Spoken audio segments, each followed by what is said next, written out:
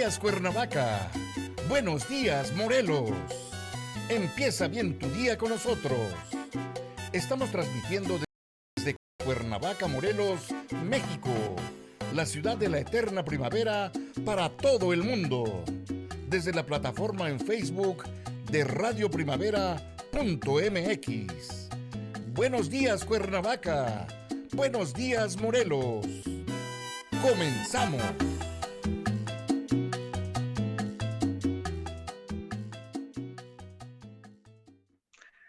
¿Qué tal, amigas, amigos? Muy buenos días. Me da mucho gusto saludarles el día de hoy.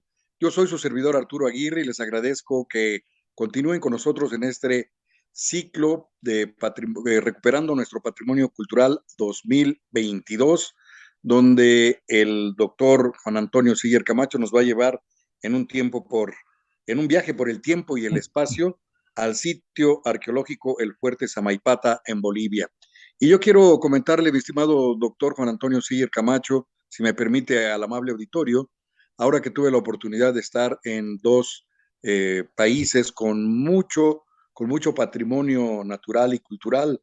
Estuve en el centro histórico de Panamá, que la verdad está bellísimo, está muy bien eh, diseñado, muy bien manejado, muy bien gestionado, y también estuve en el centro histórico de La Habana, Cuba. Desafortunadamente, con la pérdida física de Eusebio Leal, parece que se quedó en suspenso las actividades de mantenimiento del patrimonio cultural de La Habana, Cuba, y se nota un cierto abandono desafortunadamente.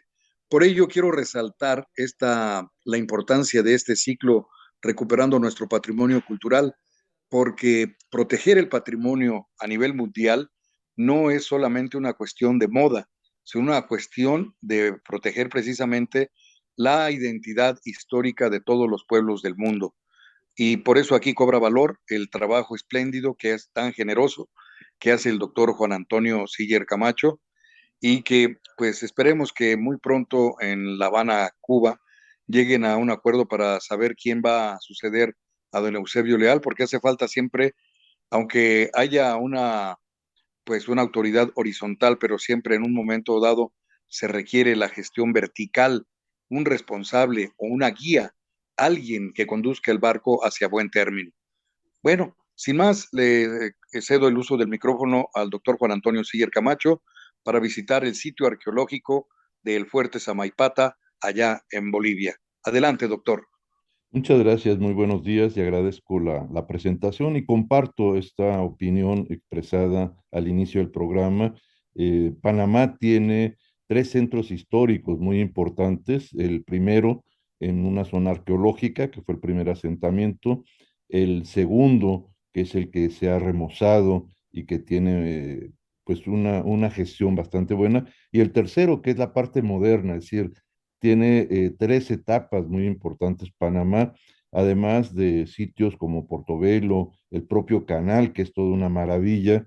Pues creo que es un punto de enlace en la parte de Centroamérica muy importante, e históricamente también lo fue por el cruce de camino que se hacía la actividad que se hacía en Bolivia y en todas estas regiones de Potosí, y cómo se cruzaba a través de Panamá para llegar a Portobelo y luego ir a Cartagena de Indias, donde se trasladaba a la península ibérica. Y por otro lado, es una pena que La Habana, donde yo he tenido buenos amigos, algunos alumnos que estuvieron en la Escuela Nacional de Conservación, Restauración y Museografía, y colegas que han trabajado allá, cubanos ellos, en el patrimonio, y que han mantenido esta ciudad en una recuperación muy interesante, y que yo espero que pronto recupere esa gestión que era una gestión de referencia para muchas ciudades en Latinoamérica. Y pues este programa se lo dedicamos a Eusebio Leal. Creo que el trabajo realizado por él ha sido muy importante para todos nosotros los que nos dedicamos al patrimonio cultural. Y damos inicio a la sesión de hoy. El sitio arqueológico de Samaipata, Bolivia. En esta eh, seminario o ciclo amplio de Recuperando nuestro Patrimonio Cultural Compartido, que el propio nombre lo expresa. Es un patrimonio compartido ya no solamente por el país, sino a nivel mundial, y de ahí que el tema de Panamá, Cuba, nos es propio, porque ese patrimonio es compartido también por nosotros a nivel de patrimonio de la humanidad. Las misiones jesuitas guaraní, que fue el inicio de este ciclo, pensamos que era importante no detenerla en el tiempo, en el siglo XVIII, posterior a la expulsión de los jesuitas de muchas de estas regiones en América y de otras partes del mundo, sino que en el caso de Bolivia, extenderlo a la parte histórica del siglo XIX y XX en la expresión artística, como lo hemos venido haciendo, y particularmente en la parte arqueológica, que ahora voy a retomar en una serie de sesiones, esta y la de sus museos y sus objetos arqueológicos que han sido conservados, porque es un referente previo a la presencia jesuita de la cual hemos ya venido hablando, y la expresión artística en programas anteriores que hemos tocado. Entonces, este sitio arqueológico es un sitio que la UNESCO declaró como un sitio de gran importancia, junto con otras zonas periféricas en la zona, que son parques nacionales, como patrimonio natural. Y aquí podemos ver en esta lámina que se tiene en el ingreso al sitio arqueológico los distintos patrimonios culturales y naturales que se tienen en la región, además de patrimonio humano, es decir, las culturas autóctonas, las culturas indígenas que todavía prevalecen en algunas de sus regiones, pues son también un tema importante de conservación, de protección de sus tradiciones culturales. Este, esta otra referencia habla del sitio de Samaipata, que está ubicado en el mapa, muy cercano a Santa Cruz de la Sierra, del cual ya hemos hablado, y como cercano a este sitio hay una serie de parques nacionales como el Bosque de los Helechos Gigantes, del cual vamos a hablar en un programa futuro, otros parques que aparecen aquí con gran abundancia de agua y de vegetación y de belleza natural de estos sitios. Y aquí vemos también la ubicación de esta región de Bolivia entre frontera con Argentina en la parte sur, con Chile, con Perú y con Brasil. Es un país rodeado de otros países circundantes, y tuvo un papel muy importante en el siglo XVIII con esas fundaciones jesuitas. Aquí podemos ver este otro parque nacional, que es como se han denominado, de Amboro, y el fuerte de Samaipata. Aquí lo podemos ver cómo está rodeado de áreas naturales protegidas, que no necesariamente tienen que ser todas ellas patrimonio de la humanidad, son patrimonio nacional, y de esa manera dan un entorno y una protección a sitios arqueológicos como el llamado fuerte de Samaipata.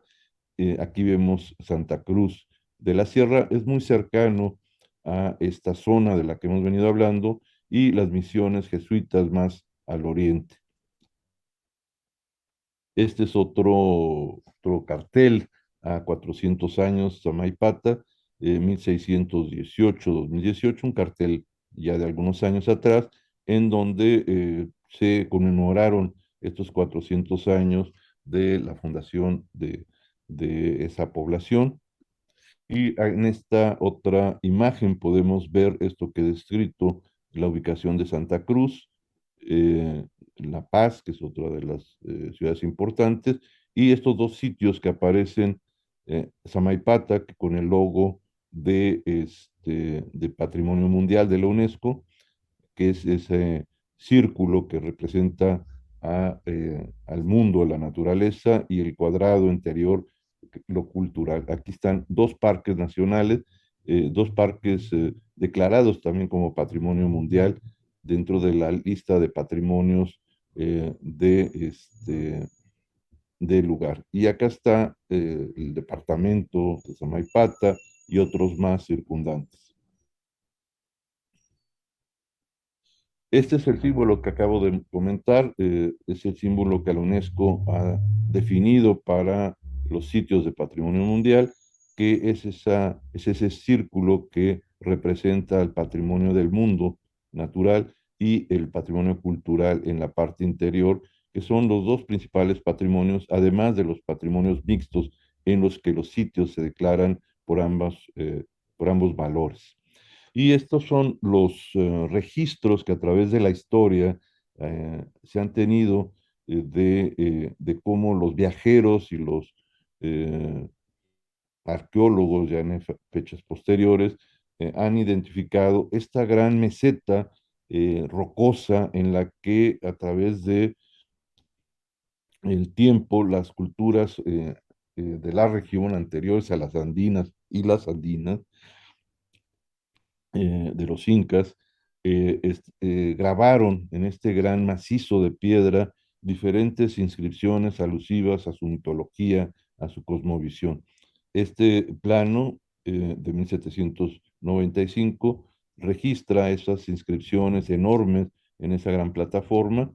Este otro viajero que registró muchas de las misiones jesuitas con dibujos, hace este otro dibujo del sitio, vean la extensión tan amplia, y luego hacia 1932 hay un registro más detallado, más específico de los elementos que están en el sitio, en la parte de la cima de este montículo. Y esta es la imagen del sitio. Es un sitio muy bien manejado a nivel de recorrido porque han hecho una intervención de gestión y de manejo que pues es una referencia para mí de cómo deben de ser integrados los elementos y el circuito que se puede establecer. Este es el punto de arribo en donde se dejan los autos, etcétera, y luego se entra al sitio de manera peatonal. Eso es muy importante porque no se entra directamente con el carro hasta la estructura o los conjuntos, sino que los carros y los vehículos con los que se accede quedan en un parador previo y luego hay un tiempo que el visitante toma al empezar a caminar y entrar a otro ambiente, a otro contexto, con sitios de descanso, paraderos y sobre todo una cosa muy interesante de este lugar son sus miradores. Es decir, hay en esta cima un primer mirador en donde hay unas láminas didácticas del contexto. Desde aquí se aprecia por primero de manera 360 grados el entorno natural sobre el cual fue emplazado este sitio arqueológico. Se continúa por este sendero hasta este segundo mirador, desde el cual hay toda una serie de cédulas que identifican todas las inscripciones en esta gran plancha enorme de roca en el que hay espacios arquitectónicos, espacios escultóricos y tallas en la parte superior. Esto nos permite que el visitante no camine arriba de las inscripciones y las deteriore, sino que a través de estos andadores de madera y miradores se transita por arriba de los lugares y se pueden observar desde un punto de vista vertical y sin hacer eh, acceso a la propia estructura arqueológica. Aquí se continúa este sendero hasta este otro paradero llamado 2, donde hay un conjunto de habitaciones y luego acá hay una serie de conjuntos ya hechos por los incas en la última etapa del lugar, con senderos, ya en este caso peatonales en tierra, y se va recorriendo hasta el extremo de este otro conjunto para finalmente ver la parte norte del conjunto. Tenemos que decir que gran parte de esta estructura longitudinal está una parte de esta talla y de estas habitaciones talladas en roca hacia el lado sur y otras están hacia el lado norte. De este lado tenemos el oriente y poniente, y este es el emplazamiento de la parte del macizo rocoso, y todo lo que está alrededor son las construcciones arquitectónicas que se han incorporado. En este otro se marca la altitud del sitio. Este es en un lugar alto, casi 2.000 metros, 1.920 metros sobre el nivel del mar, en donde está ubicado esta estructura, este gran conjunto arqueológico.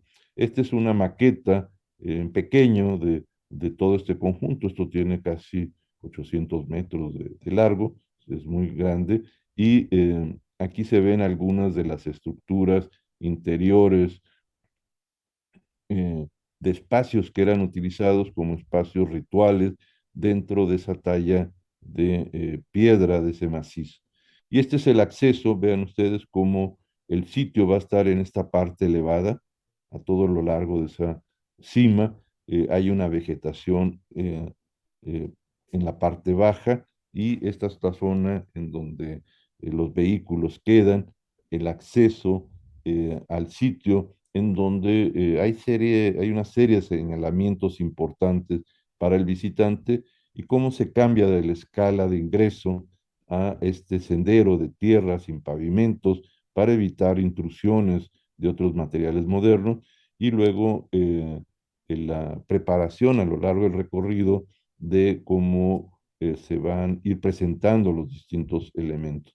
Aquí hay una cédula que explica esa parte de la cima de la cual hemos venido hablando, y algunas explicaciones desde el mirador que está en la parte de arriba de los elementos de gran talla hechos en la parte superior del conjunto. Aquí se ve una representación, al parecer, de un dorso de serpiente, que es como se ha interpretado, y, eh, y dos canales paralelos de casi 26 metros de largo. Es decir, es un conjunto muy, muy amplio.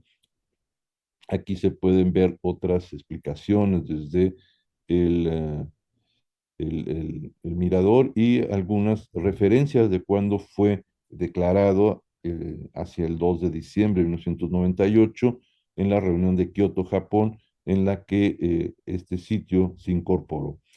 Estas son otras de las cédulas que están a lo largo del conjunto, donde permiten identificar los nombres de estos elementos arquitectónicos tallados en la roca, como los conjuntos de las hornacinas, que son estos nichos tallados en la piedra misma, la que se llama cancha en esta terminología eh, de la región ya del quechua, que se simboliza mercado. Era la función que tenía. Este otro pozo de agua denominado laberinto, Chincana, que es un depósito eh, muy profundo en donde se canalizaba el agua para tener agua en la parte superior. Y estos grandes edificios largos de 68 metros por 15 metros, con 8 portadas, que eran llamados cayanca, y que servían para almacenar productos. Aquí se ven las cédulas de los miradores, de lo que se denominó una ocupación ya española, de ahí el nombre de El Fuerte, que fue ocupado por un asentamiento español, posteriormente reocupando estructuras arqueológicas y modificándolas para habitación ya colonial. Eh, Estas son las cédulas de la región, y algunos otros hechos históricos de algunas poblaciones, inclusive la presencia del Che en esa región en un momento de eh, armado que se tuvo en esta zona. Estas son las vistas de los miradores. Se pueden ver algunos parques nacionales al fondo, los que tienen una gran vegetación, pero vean, es una topografía de montaña con bosques, Y estos son los tipos de miradores que permiten el descanso y la visual desde un punto elevado.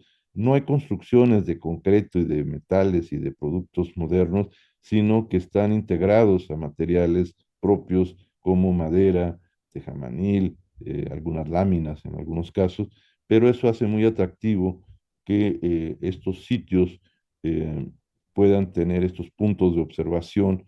Aquí se pueden ver el paisaje, el camino de acceso y la población más cercana en el sitio. Aquí se ven algunos nombres esta es la población Samaipata, la población actual histórica, es un poblado importante donde hay un museo de sitio amplio y aquí se pueden ver algunas representaciones de lo que serían silos de almacenamiento de productos para la población de forma circular, como algunos silos que en la región de Oaxaca, en México, los tenemos de forma cilíndrica. Y esta es la cédula en donde se explica el sitio y los elementos que en él se pueden observar. Este es el paisaje desde el mirador. Vean, es un patrimonio natural importante en un emplazamiento orográfico de montañas continuas y de valles en las partes bajas. Este es el último acceso al punto más elevado, desde el cual se puede observar eh, una visual más amplia. Es el punto más alto. Aquí está el mirador que en este sitio se tiene y desde el cual a mí me parece un gran acierto. Se puede ver todos estos grabados sin tener que estar arriba de ellos y estropearlos.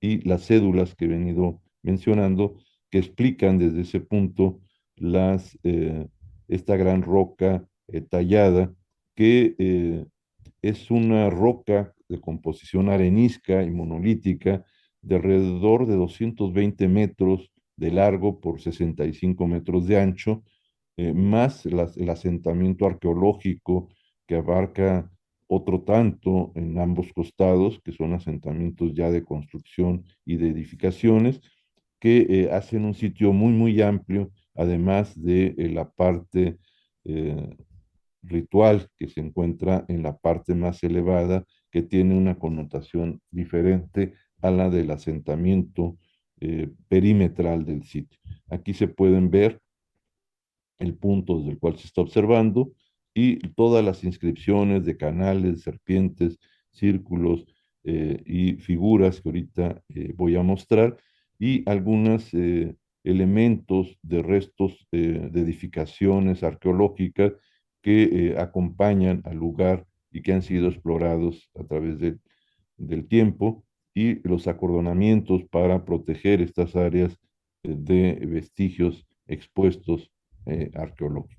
Aquí se puede ver el sitio, los canales, las serpientes en algunos de los puntos, un círculo que está en la parte de arriba como un círculo solar en el que hay asientos para los personajes que tenían acceso al lugar y podemos ver estos miradores periféricos al lugar. Aquí se ven los senderos, luego se baja en este punto, se va por esta parte del bosque hasta un extremo y por el otro lado finalmente se llega para ver esta otra parte del conjunto arqueológico.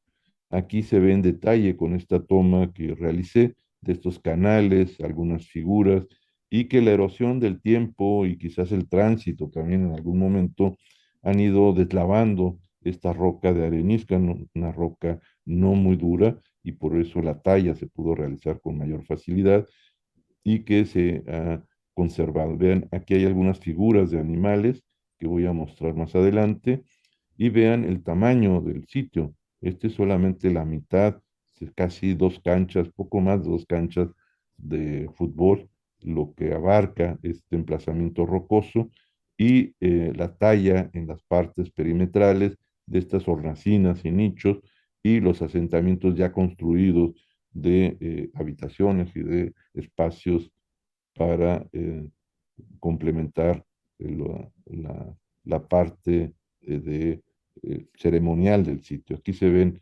restos de esa talla, de la Gran Roca, y se puede distinguir material de mampostería sobrepuesto para algunas habitaciones o templos y los que están tallados directamente sobre la roca.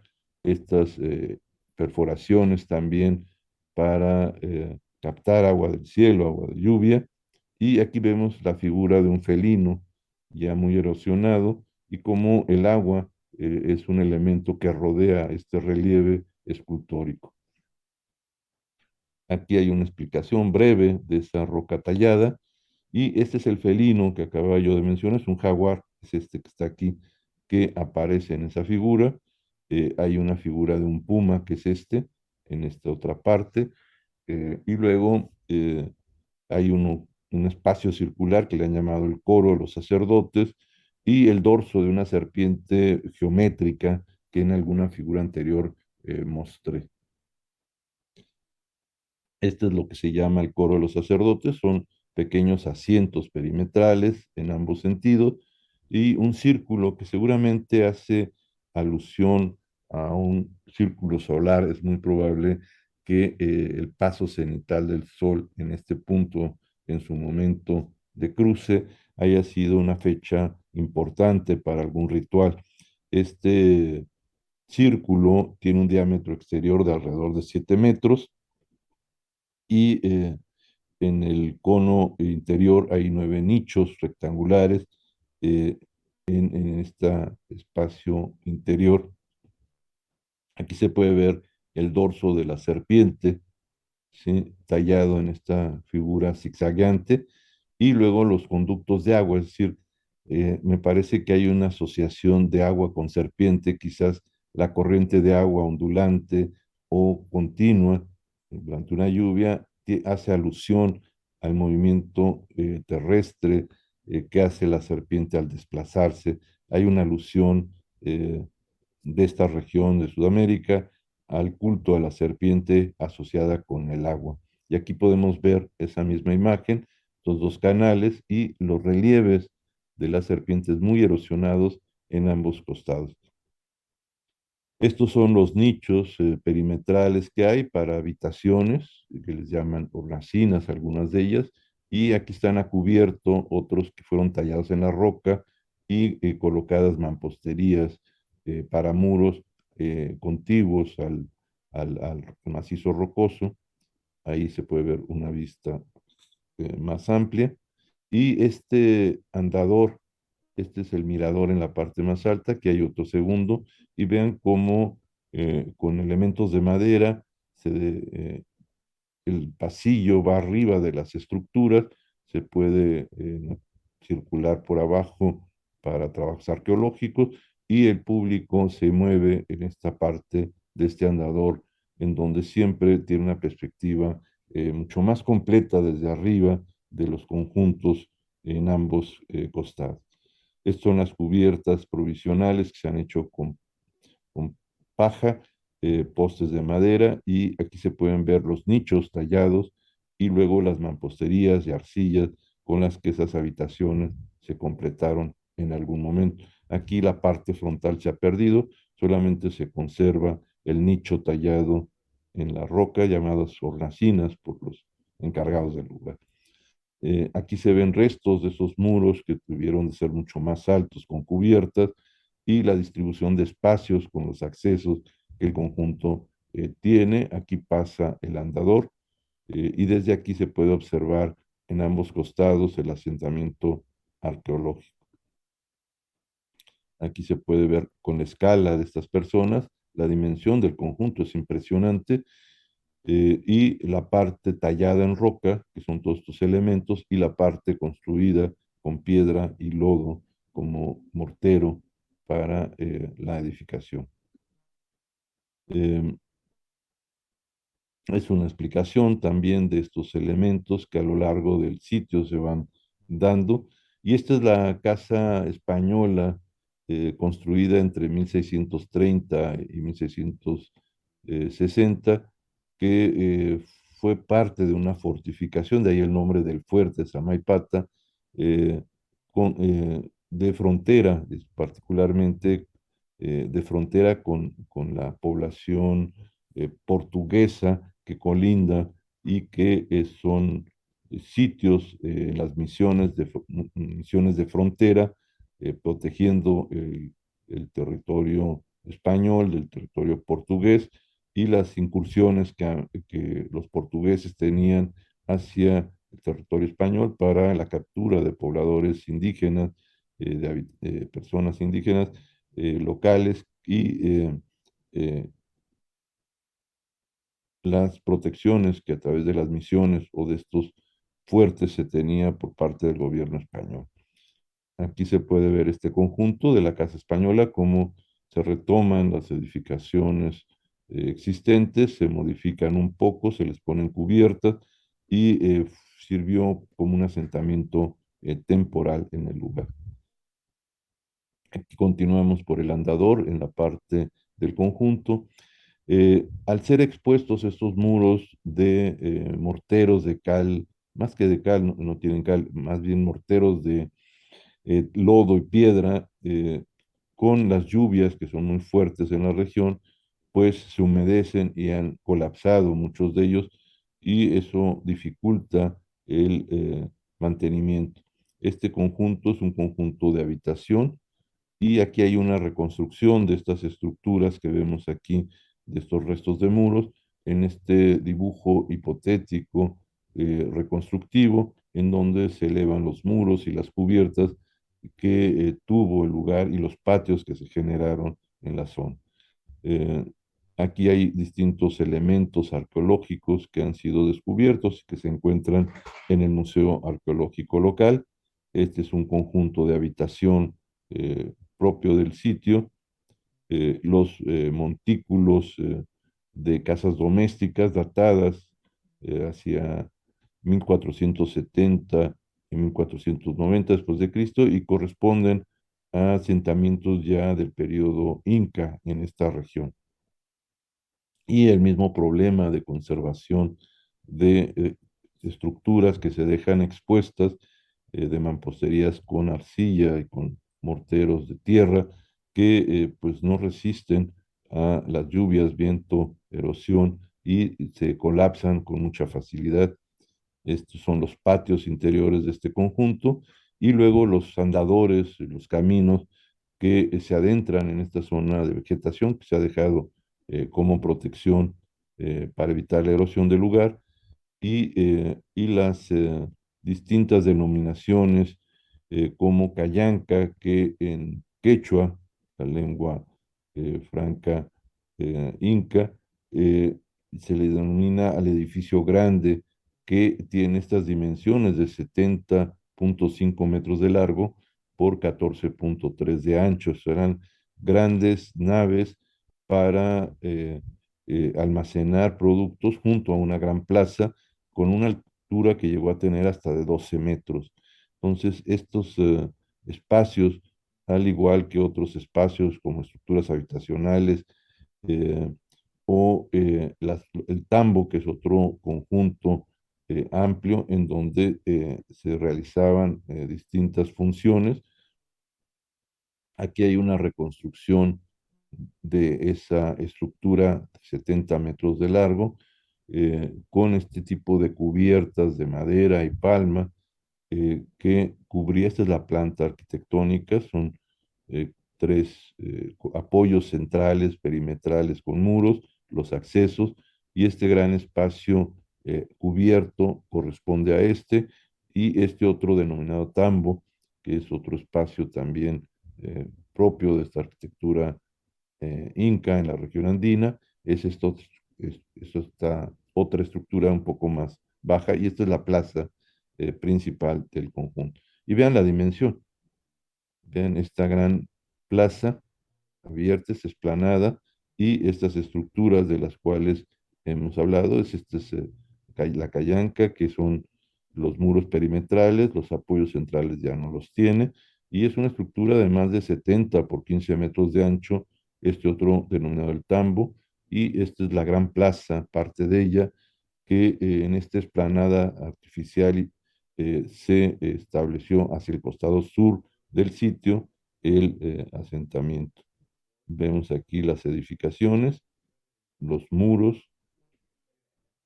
Aquí vemos las fechas en las que esto se hizo entre 1470 y 1490 y una vista desde este lugar de la plaza hacia el gran montículo de roca natural, tallada, y los andadores como van en la parte superior y por la parte baja se puede pasar de un sitio a otro.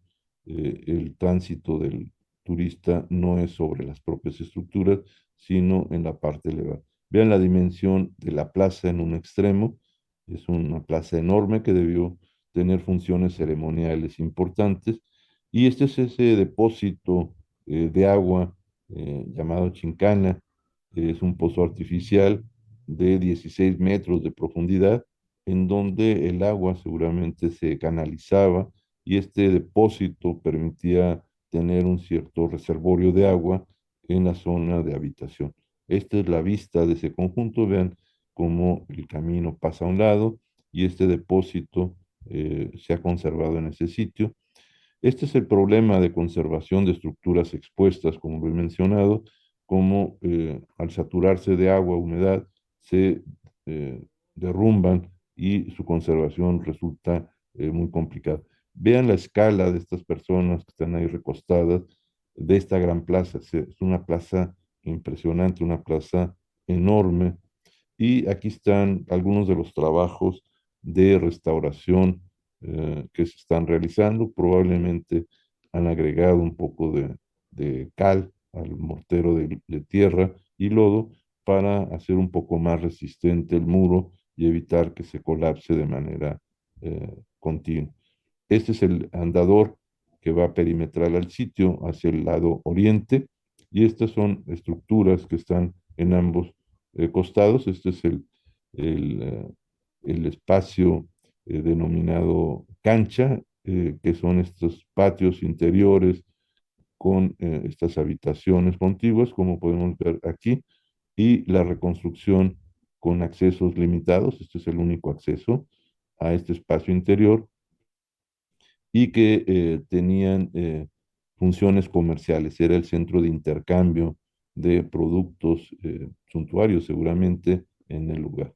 Aquí se ve parte del conjunto y en la parte más elevada tenemos estas otras estructuras hacia el costado norte del macizo rocoso, en donde aparece esta referencia de este muro con ciertas implicaciones de marcadores de solsticios y equinoccios para un calendario de actividades festivas. Y estas son algunas eh, elementos, algunos naturales o canales tallados para desaguar la parte alta y canalizarla a puntos específicos. Este es el muro artificial que se levanta sobre este costado norte y estos son algunos de los asientos que se tienen en algunos puntos como espacios para observación o ceremoniales tallados en la propia roca.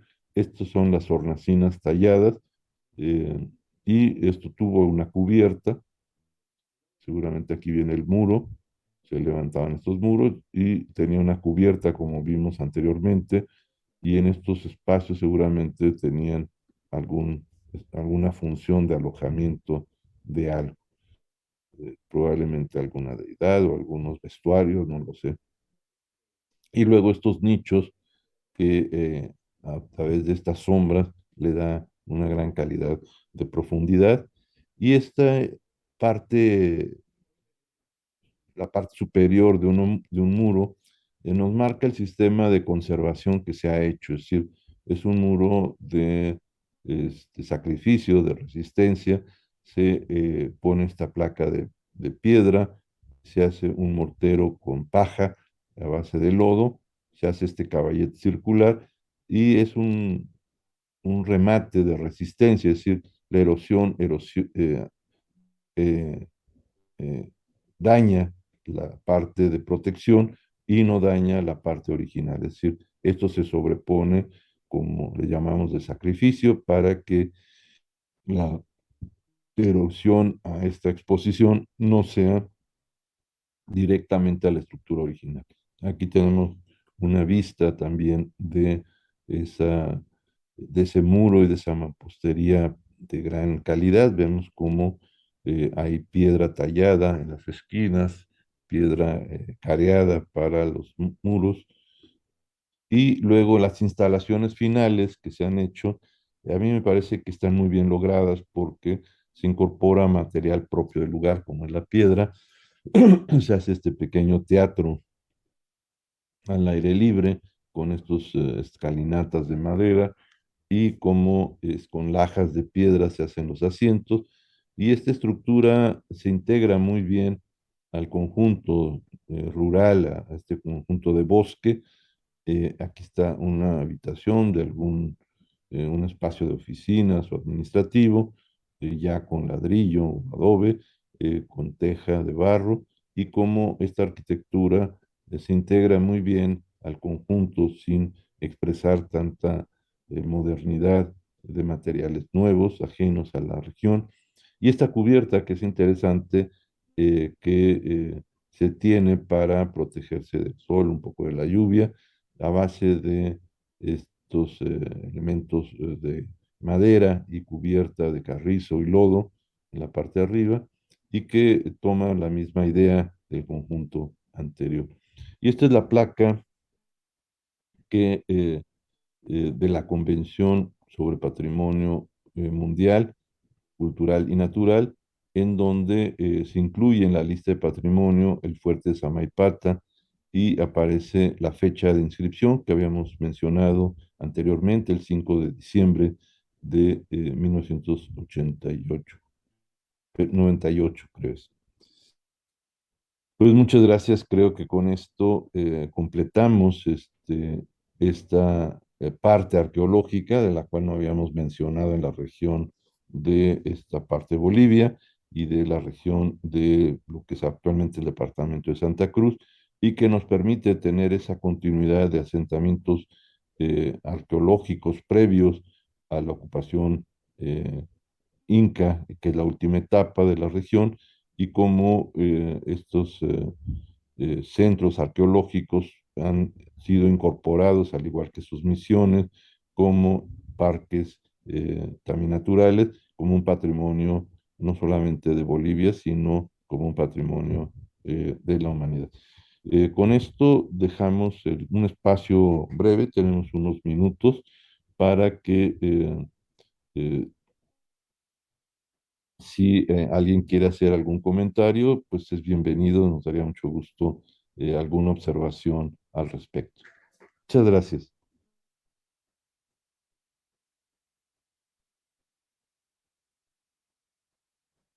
Sí, no sé si por chat tenemos, voy a abrirlo, no sé si tenemos, ya lo tengo. Nos saluda Robert Jackson, anda por ahí, no sé si quiere hacer algún comentario. Y Miriam Judith, arqueóloga, una colega de muchos años, que ha trabajado estos sitios arqueológicos en la región maya, y que tenía interés de conocer este sitio en particular. Para mí fue una sorpresa encontrar este sitio cuando supe de su existencia y cercano a la población de Santa Cruz.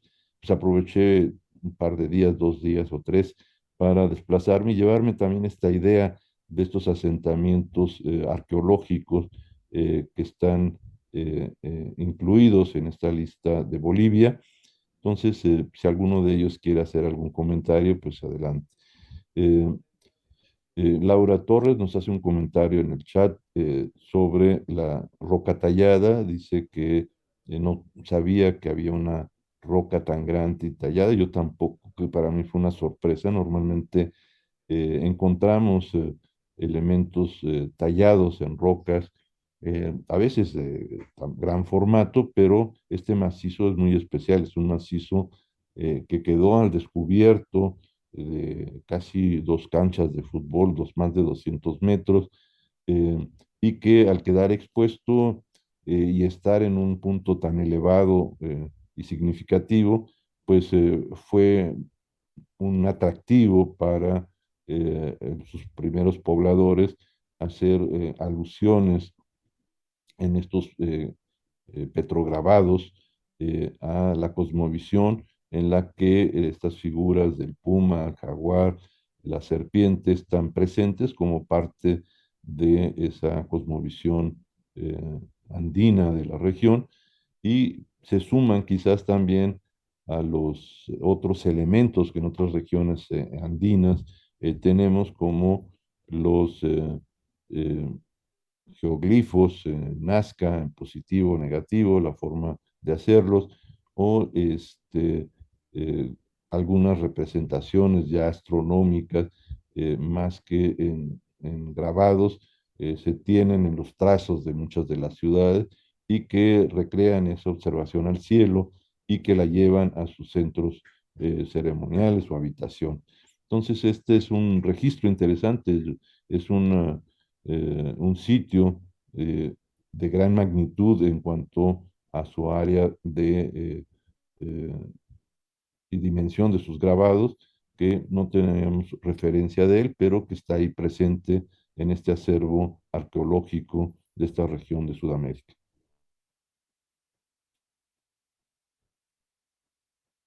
Hay un comentario de José Arturo Aguirre Baena. eh, bueno, nos dice que Kenneth Carteño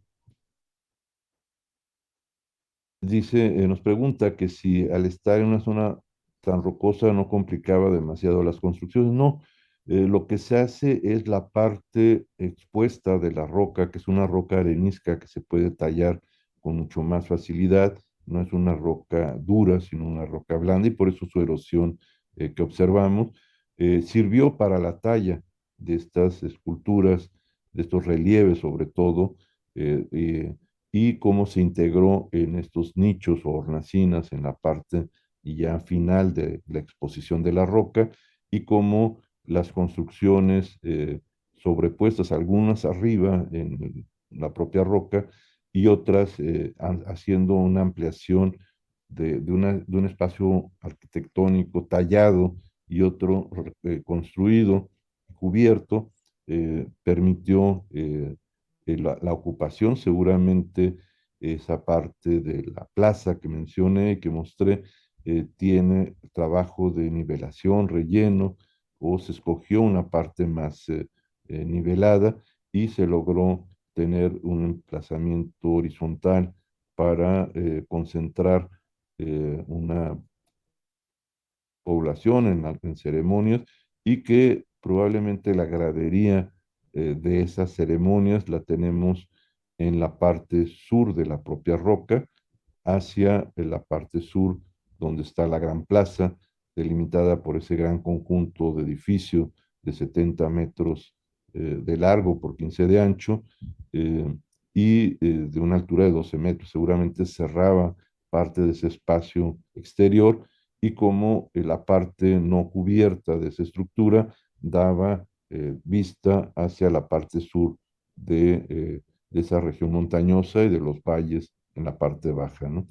Eh, no hay problema, la propia estructura del conjunto y del emplazamiento y el propio material bajo el subsuelo, pues hacía que las construcciones fueran mucho más estables, salvo los materiales usados, que fueron arcillas y que pudieron mantenerse por mucho tiempo al tener cubiertas de palma que evitaban la humedad y la erosión. Cuando estas se perdieron, pues los muros de mampostería con arcilla, pues se ven más expuestos y es la situación actual que tiene la parte arqueológica expuesta eh, y que la única solución fue esa que observamos de poner unos caballetes, como les llamamos, de resistencia para que sean los que se afecten con esa erosión y no se afecte la estructura original. Creo que con esto son todas las eh, preguntas que hemos recibido. Sí, doctor, son todos los comentarios. Bien, agradezco. el que nos hayan enviado y hayan hecho seguimiento. Estaremos la próxima semana en el mismo horario presentando los materiales arqueológicos que en este sitio se encontraron y que están en el Museo de Sitio del Poblado de Samaipata. Es un museo de sitio pequeño, pero es interesante. Voy a mostrar un poco la arquitectura del lugar como una característica de estas poblaciones en la zona rural y este museo de sitio donde se alojan muchos de los materiales de las excavaciones que se han hecho a lo largo de los años y que en el lugar por protección no se tiene un museo de sitio, se tiene simplemente algunas láminas de reproducciones, etcétera, y que hace que la gente se detenga también en el poblado, disfrute esa arquitectura rural del sitio, una buena gastronomía también, y que pueda visitar este museo local del cual vamos a hablar la próxima vez. Esta transmisión va a ser subida en breve a YouTube junto con las anteriores. Ustedes pueden consultarlas y les agradezco y nos vemos la próxima semana. Muchas gracias. Hasta el próximo miércoles. Muy buenas tardes. Ya nos vamos, pero recuerda, estás en radioprimavera.mx. Buenos días, Cuernavaca. Buenos días, Morelos.